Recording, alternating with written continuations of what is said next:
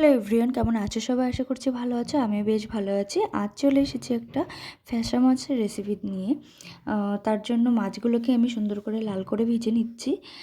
Fascia মাছে কাঁটা থাকে বলেই না বেশি টেস্ট হয়, অনেকে কাটার জন্য খেতে চায় না। যাই হোক, আলু আর বেগুন দিয়ে আমি রান্নাটা করব। একে একে মাছগুলো আমি ভেজে ভেজে তুলে নিয়েছি, দেখতেই পাচ্ছ।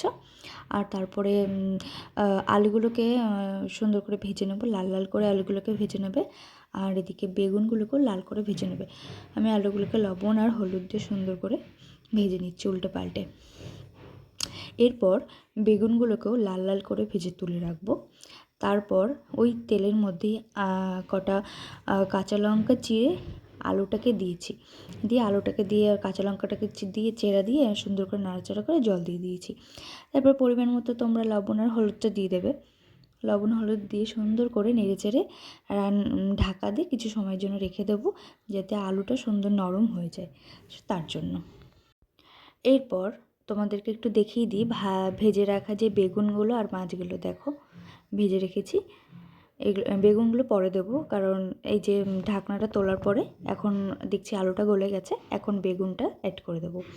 আর যে ভেজে রাখা মাছ ছিল সেটা একটু সামান্য একটু পরে দেবো। বেগুনটা হালকা একটু নরম হয়ে গেছে, ব্যাস তখনই আমি মাছগুলোকে দিয়ে দেবো। এখন ভেজে রাখা মাছগুলোকে দিয়ে দিলাম।